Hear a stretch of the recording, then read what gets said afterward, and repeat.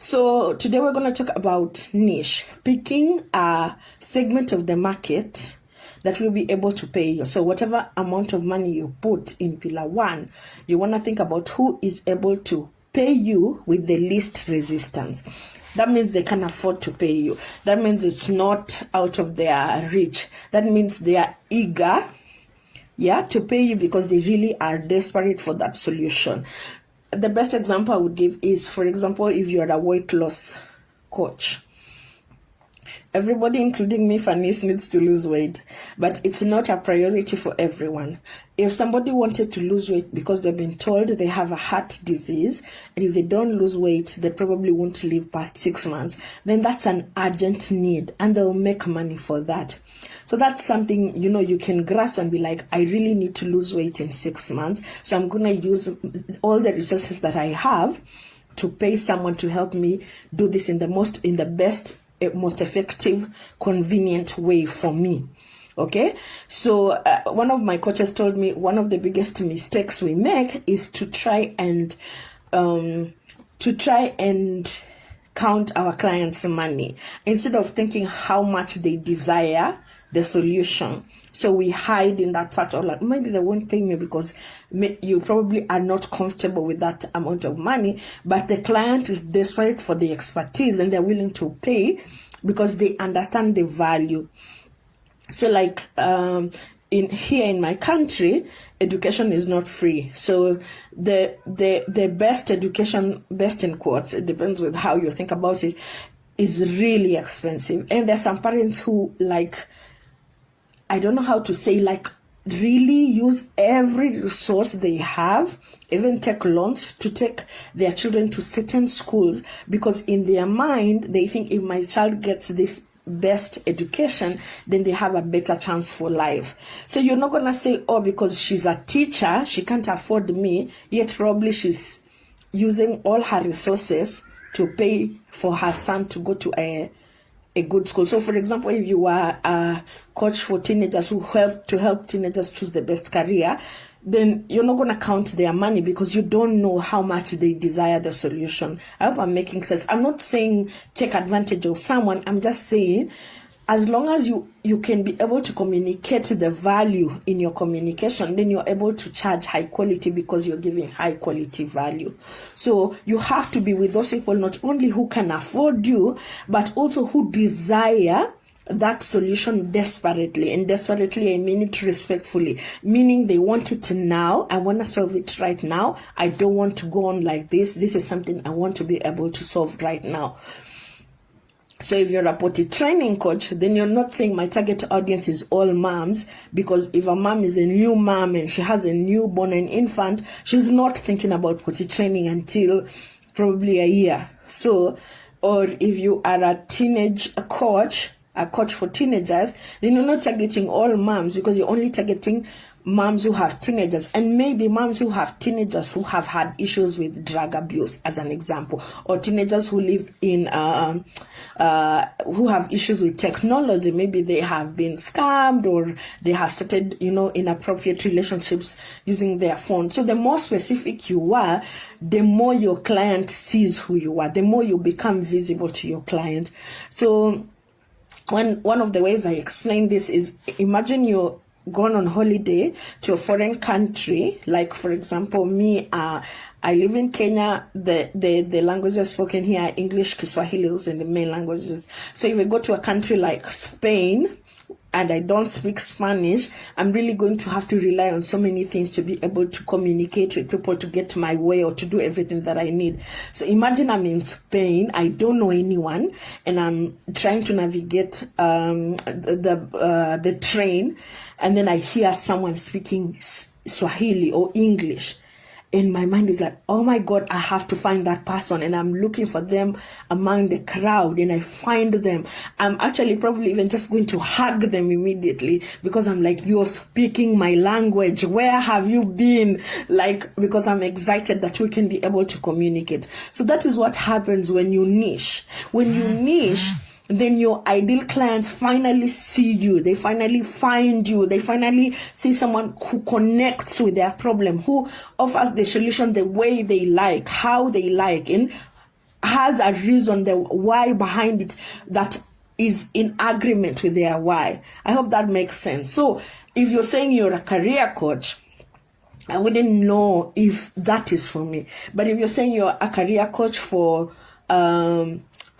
women who are in high executive level, who want to get promoted, or women who want to be CEO, and that is where I am at, and I've been trying to be CEO for probably a year and it's not been working on my own, then I'll be like, oh my God, where have you been?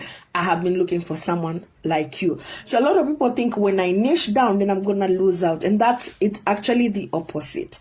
When you niche down, or when you narrow down, that's when you stand out. That's when you get visible and everybody sees you, because you're in the bus station, you're in the train station in Spain where there's so many people and everybody's minding their business and trying to go where they're going. That means they're online, browsing, thinking about other things. They don't have you in mind until you start speaking their language, until you start connecting with them with however emotion that they're going through. So niching down is the most important part of this step, because whatever amount of money you want to earn, if you're talking to people who don't connect with you, who don't understand why you need them, then they probably either ignore you, or they probably think first thing about price, and they'll probably take the cheapest. So for example, if you're a resume writer and you tell me I'm a resume writer and I get many resume writers, I'm just going to compare and take the cheapest one. And probably you are the best for high level executives, and you're able to give me a perspective that the other resume writer who has just started out in their career is not able to give me. But because you didn't tell me specifically in the language that I understand, then I'm just like, oh, I'm just going to pick the cheapest because that's what I think is best.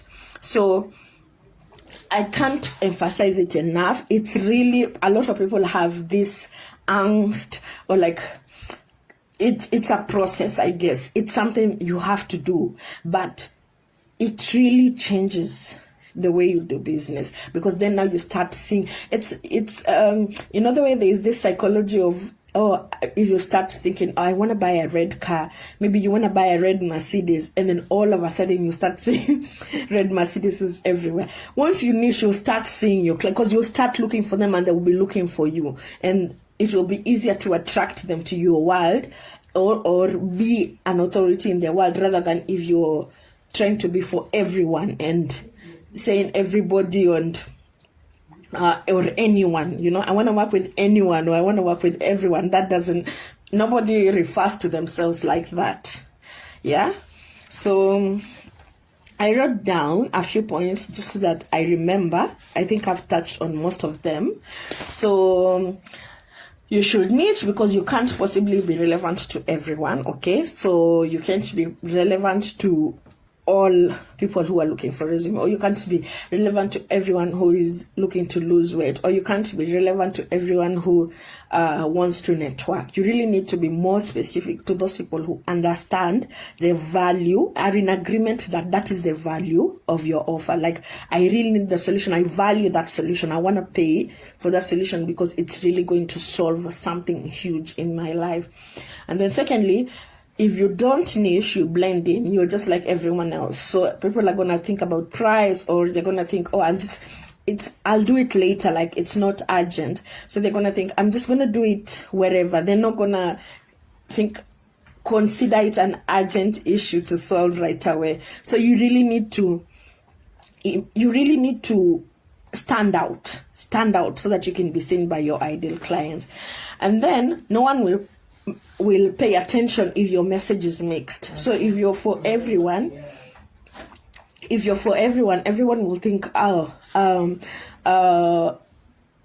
not sure whether it's for me. Because when I remember when I started out, I used to say I'm a marketing, I can't remember, something like I'm a marketing strategist for small business owners. And my coach asked me, how does how do they refer themselves as a small business owner? Yeah, so who refers to themselves as a small business owner? Are they earning $50? Are they earning $1,000? Are they earning $100,000? Who is that? And how do they ever say, oh, I'm looking for a marketing strategist? Do they say, oh, I'm looking for this particular person? So you really need to hone in on the language that they use. They're like, I need this. This is what I've been looking for. And then that is what will help your message to reach them even quicker, to connect even faster, to have that emotional connection so that they can buy quickly. And then, of course, when you are niche down, when you become more specific and you stand out, you become an authority. And when you're perceived as an authority, you can charge high premium, charges. You can charge high cost on your services because you are an authority. So you don't pay a physician the same way you pay a neurosurgeon or an orthopedic surgeon. They are more expensive because they have specialized. So the way you specialize is you stand out and specialize on those people who are willing to pay more, because your specialized service is not everywhere. It's unique to you, and very few people who offer that service to them. So then they are like, this is exclusive, or this is high quality. So then you can get to your whatever income goal you said in Pillar 1 even faster, because now you're an authority in your field. So, yeah, I think those 4 things are okay. So think about it and really think about not only who can pay you with the least resistance. Who is this person who needs the service that I'm offering urgently? Who needs that problem solved right now? Who is not thinking, oh, I'm going to do it next year, or I'm going to do it in 2 years, or I'll probably do it whenever. Who wants, like, I've been looking for this, you're late, I need to pay you because I want that solution right now. So how do you niche? So there's different ways of niching, only 2 ways in my opinion. That just makes it easier for you. There's who you can niche in terms of who you serve, so the segment of the market. Like for me, it's coaches and consultants. There are some coaches who just focus on coaches only, not consultants, and there are others who focus on consultants only and not coaches. There are some who focus on women only. There are some who focus on stay-at-home moms. So it really, you as you can see, you can do it different ways. Or you can focus on how you offer the solution. So if you have a unique methodology in which your solution can be offered, which you feel like it's unique to you and very few people can do it the way you do it, then that's another way. So we can, for example, for me, I'm a marketing coach. I know marketing coaches who just specialize on LinkedIn. So they teach you how to get clients only on LinkedIn. Okay. Or some can specialize on video. So they teach you how to use video to get your ideal clients. So someone can say, I am a YouTube coach for coaches and consultants. So they'll teach coaches and consultants to reach a wider audience on YouTube, get more views, get more numbers, get higher in the algorithm. How long will the video be? How should you take video? How should you take the video? How should you do the thumbnail or whatever? Those are their specialization. So you can see we are all marketing coaches, but we have different ways in which we are delivering our solution. So you can specialize with who, you can specialize with how. Now, the way to do it is to think about 3 things, and they're all connected. Number 1, what is it that you're most passionate about in your industry? For me, I'm really passionate about content. It doesn't matter the kind of content. So whatever it is, everybody says it's just with words. Even if it's gonna be on video, you have to write a script. Or even if it is a podcast, you have to write questions down. Even if it is a newsletter or whatever, the words are important, and words are my tool of choice. Words are my thing. That's my area of expertise. That's my zone of genius. I know words. I know how to put words together. And so I'm passionate about that. So what about you in your industry? For example, if you're a life coach, Okay, what are you most passionate about life? Because if you say you're a life coach, I'm not even sure what part of my life needs a life coach. Okay, if you're a marriage coach, that is not as specific as I would like, because which part of marriage are you talking about?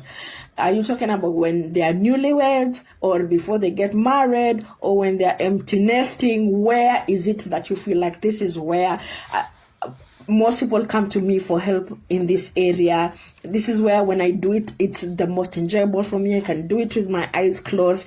I can do it 55 times a day and I will never get tired, because it gives me so much joy, so much energy, Then you can be more specific and say, okay, I want to be a coach for Muslim couples who are newlyweds. That's very specific and very good, because now even when you're messaging and you're in your profile, and that's your brand, and that's how you're introducing yourself on social media, even if I am not a Muslim, if I know any Muslim who is getting married, I'll be like, do you know this girl? She's a Muslim coach for newlyweds, and it's very easy to refer you, rather than if you're like, oh, I coach everyone, whether they are newlyweds, whether they are empty nesters, whether they are divorcing, whether they are in their second marriage. So you can say there's so many facets of marriage that you can pick from. Yeah, if you're a parenting coach, what kind of coach are you talking about? Are you talking about parents who have, for example, multiples, who have twins or triplets or quadruplets? Are you talking about parents who have one child? Are you talking about parents who are single, who are co-parenting and they are divorced, who are parents of teenagers, parents who have grandparents, parents of different ethnic groups? For example, a Muslim is marrying a Christian. So as you can see, there's so many ways to play with it. So think about it and think about the area where you're most passionate. This is the area that, yes, you can do all. I agree, you are amazing, but this is the area that gives you life, that's giving for you everything that you needed to give. It's giving you so much joy, so much fulfillment. Once you're done talking to someone about this thing, you're like, wow. If you start talking about it, you cannot stop. Okay, because this is where your love is. So think about number one is, what is your passion in your industry? Okay, and then number two, what skills do you have to back up that passion? So if you're a Christian, obviously you cannot be a Muslim coach for newlyweds. Like, you don't have experience in that area. Probably you don't have the educational background. If you are a marketing coach, maybe, for example, your area of expertise is PR, then you can't say, oh, my real love is comedy, using comedy to get clients as an example. So whatever passion you picked, you need skills to back it up. So with skills, I mean education, I mean experience, I mean expertise. If somebody says, oh my God, this is like, I rely on you for this. This is what really, whenever I'm down and I come to you for this is where I get the most help. That expertise, even though you've not been paid for it over the years, but you've already given people solution. So for example, grief. Yeah, people say you really know how to help. I was talking to someone and I was like, you know what we need in this world more of? We need grief etiquette experts, because a lot of people don't know what to say when someone has lost a loved one, and most of the time, including me, we say the wrong thing. We think we are being helpful, but really we're just adding more pain. I'm grieving, and I know that for a fact. Like, if someone says to me, they're in a better place, that just makes me so angry. That makes me boil, because I'm like, why? What are you saying? What does that mean?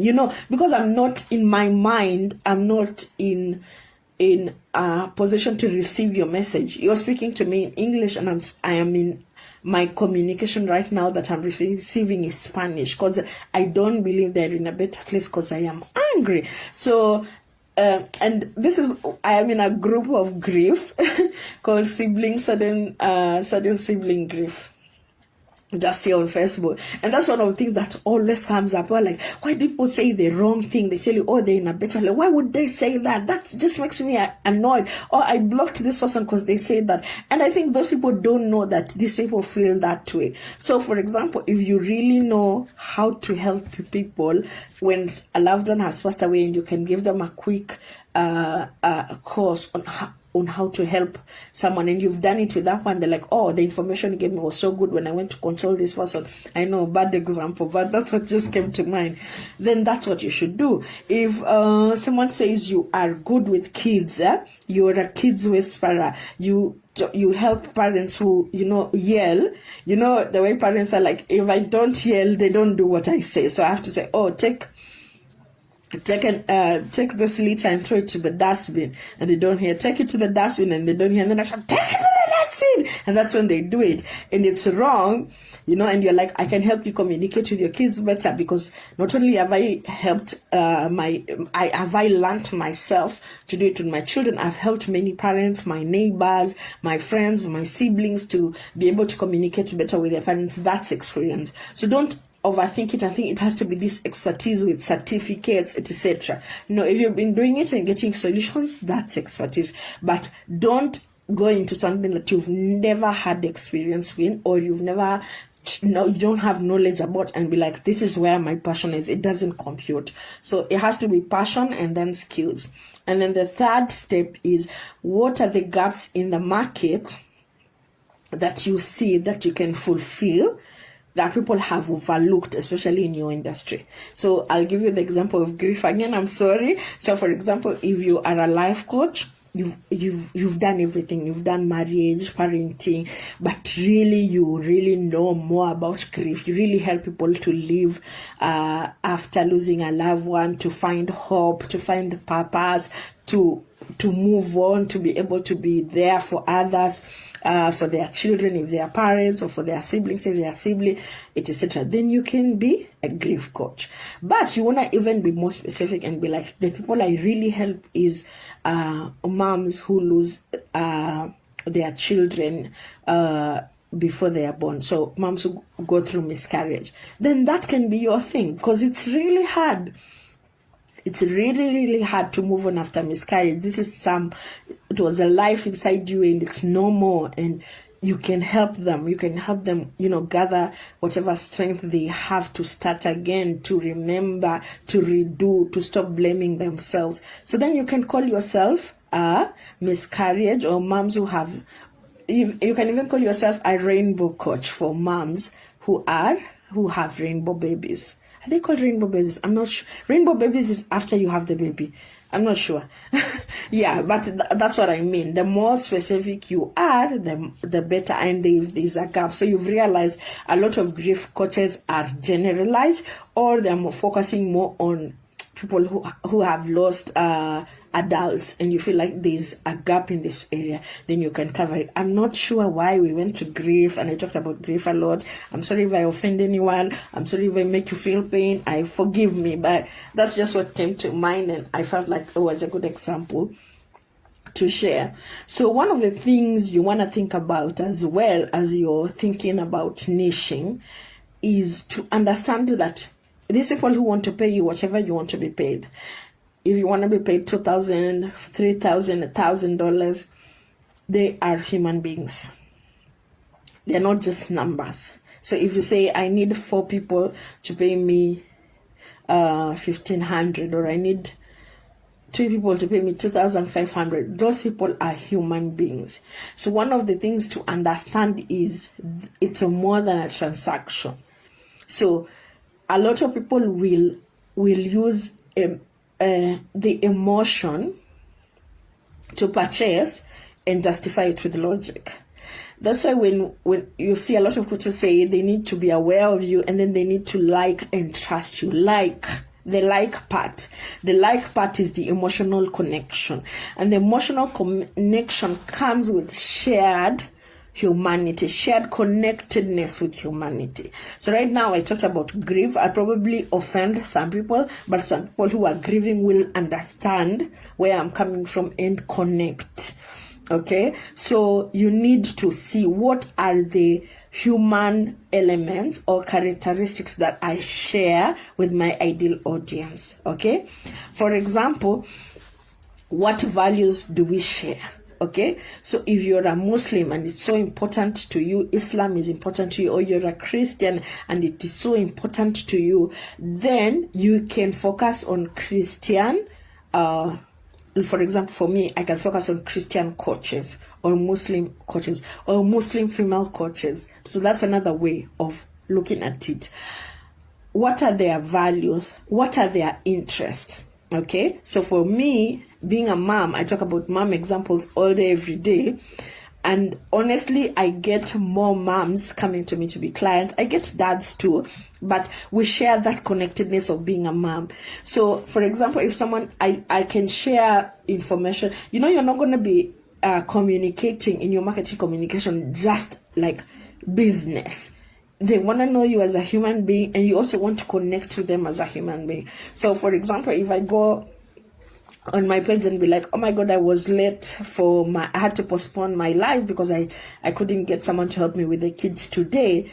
Another mom will connect with me and be like, it's happened to me before, or oh, what did you do? How many kids do you have? And that will start the conversation. And because we are moms and we share that connectedness, we have the same interest, then basically we will connect to that and make the sale even faster. If, for example, you are a fitness enthusiast and you like hiking, then probably you want to connect with hikers. Yeah. If you are a healthy nutrition person, that's the people you want to focus on, because everybody whose interests are the same gather together. They want to hang out. They want to do things together. So they want to know more about each other. It's like what breaks the ice. What are their aspirations? What are their hopes? What are their dreams? What are their beliefs? What are their habits? So, for example, if you're focusing on moms, then probably I'm not gonna have any connection with them after this amount of time because they're putting the kids to bed.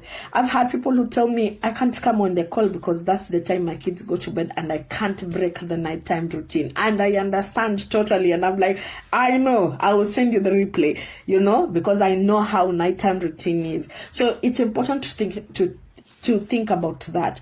I have a client who is a Christian coach. And one of the things we did in her service was whenever she sends an invoice, she adds a Bible verse on the invoice. And let me tell you, people are so excited to receive her invoice. Like, they are so happy to pay because of just that small Bible verse. Okay, not small, but powerful Bible verse to help them, because this is what they believe. They share the same belief. So it can be that as well. It can be whatever human characteristics you share together, and it is something that is non-negotiable for you. So, for example, if you're a Christian, you can't work with people who are in alcohol or I'm not sure, whatever it is, then they share the same conviction.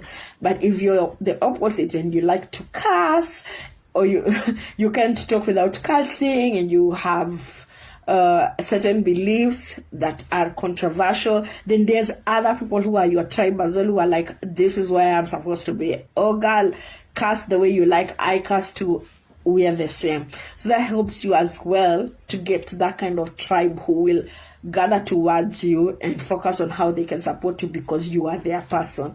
So yeah, that's it. That's it for how to pick your niche. So your homework assignment for today is to do the 3. Tell me what you're most passionate about in your industry. So you can write, I'm most passionate about coaching whoever, or I'm most passionate about course creation, whatever it is. I'm not going to give it to you. You know yourself, you know what you like. I've already explained how. So tell me what you're most passionate about. Tell me what skills you have to back up that passion. So skills meaning experience, expertise, knowledge, even if you've been doing it as a hobby. And then number 3, what gaps you see in the market that you can quickly come in and fulfill so that you can get to your clients even faster. So the three have to be connected. I don't see any questions. I assume you're good. If you're watching the replay and you have any question, make sure to put it in the comments. I will circle back and respond before tomorrow. If you can't join me live tomorrow, I'm going to talk about your offer. So these people who you really want to work with, what do they value the most that if you give them now, they're going to raise their hand and be like, me, that's what I want. We're going to talk about that tomorrow. Hopefully you can join me. See you then. If you can't, just watch the replay and make sure you do the work. And then I'll see you soon. Thank you. Have a great day ahead, or evening or night, wherever you are.